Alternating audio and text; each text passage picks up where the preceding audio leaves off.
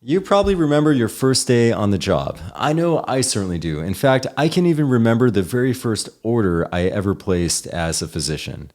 Let's get into it. What's up, everyone? Mike Molnar here. I'm an internal medicine hospitalist, and today have I got a video for you. I want to talk about the very first order I ever placed as a doctor. But first, a little bit of background info. So a big part of what doctors do is we come up with the big picture, overarching plan for how to take care of patients. But we don't always carry out this plan ourselves. In fact, let's be honest, it really takes a small village to take care of patients. In addition to the doctor, there's the nursing staff. They carry out procedures such as placing IVs or NG tubes. They administer medications. Then you have therapists like respiratory therapists who work with the airway, physical therapists who can work on evaluating and conditioning patients, pharmacists, case managers, social workers, and the list goes on. So how does everyone keep everything straight? How do we know what needs to be done with a patient at any given time? Well, that all comes down to the doctor's orders. So a doctor can order basically anything you can think of. You can place orders for medications, for imaging studies, for blood tests, other laboratory studies, can place orders for consultations with specialists, even the specific diet that a patient is permitted to eat. That's all based on a doctor's order. Decisions for where a patient will go after staying in the hospital, whether they go home or to a nursing home, that's also a doctor's order. Almost anything you can think of, there's an order that a doctor can place. But it takes a long time before a new physician is permitted to place orders. For example, medical students in their third and fourth year of medical school, they rotate in the hospitals and the clinics and the operating rooms, but they're not permitted to place orders. They can make the order, but they can't sign it. It's up to a resident physician or an attending physician to look over the order, and then if he or she deems it's appropriate, to then sign the order and put it into action. So for this reason, it does in a way feel like a rite of passage when you place your first orders as a newly minted intern doctor. And so with no further ado, let's get into it. Let's talk about the very first order that I ever placed. Here we go. Let's make a game out of it. What do you guys think? Was it A, 1 liter normal saline bolus, B, metoprolol 5 milligrams IV times 1, C, potassium chloride 40 milliequivalents PO times 1, or D, a chest x-ray. Okay, answer choice A, 1 liter normal saline IV. That definitely wasn't it. That's something that's given to somebody who's either very dehydrated or maybe they have a severe infection. Usually that's going to be a patient who is more unstable. And as a brand new doctor, a brand new intern, I really didn't have any business managing unstable patients by myself. How about answer choice B, metoprolol 5 milligrams IV? So this is a medication that's oftentimes given to control heart rate, especially in a condition called atrial fibrillation with rapid ventricular response. The heart rate can go up to 130s, 140s, or even higher. And this also can be a dangerous situation with a patient that can become unstable. So that's also a order that early on I would have wanted to place that with a more senior resident physician helping me out.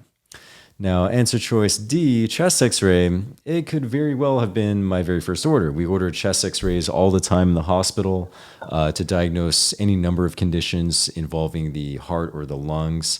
In COVID, I would order them all the time to look for infiltrates, effusions, that's fluid that can collect in the lung. But just for whatever reason, that was not my first order.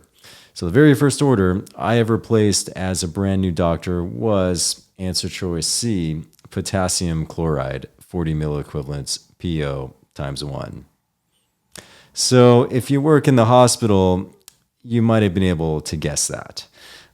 We monitor electrolytes in many conditions quite closely. In fact, every morning, many patients do get their blood drawn to keep tabs on electrolytes. So why do we care so much? Well, potassium, if it's too low, it can increase risk for unstable heart rhythms or arrhythmias. And then same thing is true if the potassium gets too high. In fact, it's even worse. If potassium levels get really high, you can end up with a fatal arrhythmia, ventricular fibrillation. So you definitely want to keep your potassium levels in check. The goal is usually to keep it right around 4. And so if the potassium level is too low, we will order potassium chloride. General rule of thumb is for every 0.1 less than 4, we give 10 milliequivalents. So for example, if the potassium level comes back at 3.6, we'll order 40 milliequivalents of KCl. But there's a little more nuance to it. If somebody has bad kidneys, you don't want to give too much potassium because the kidneys cannot clear the potassium as effectively. So 40 milliequivalents might be too high. In a case like that, you might reduce it by 50% or you might not even give potassium at all. Now, if somebody has a cardiac condition like congestive heart failure, let's say you're giving medications such as diuretics, Lasix, or Bumex, these medications are known to waste potassium. They make potassium levels go down very low. So in these situations, you might actually order more potassium, maybe 80 milliequivalents or 40 milliequivalents given multiple times in the day.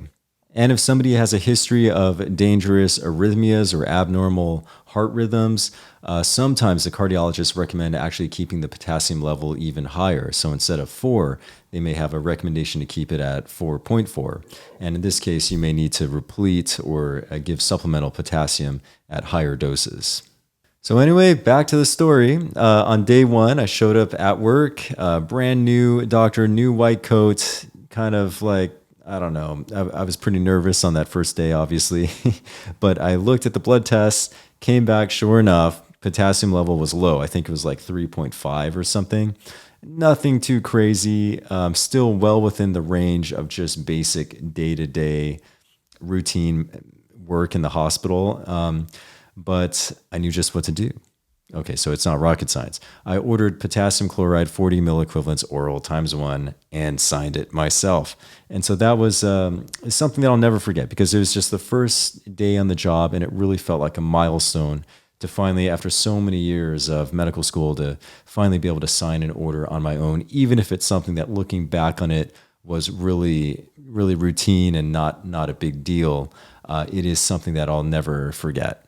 And so there you go. That was the first order I ever placed on the job. And I think sometimes it almost seems like a cliche, right? Because it's something that I think every intern doctor learns how to do is worry about potassium and know how to keep the potassium levels normal. It's to the point where I even thought about if I ever had one of those cheesy license plates and wanted something, I'd put like 40 𝐒𝐬𝐄𝐓 or something on the plate.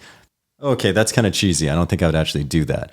But thanks for stopping by, checking out this video. I hope you found it to be interesting. If you want to see more videos, medical themed videos, check out another video here that YouTube has recommended for you. And feel free to hit that subscribe button, and I'll see you guys next time.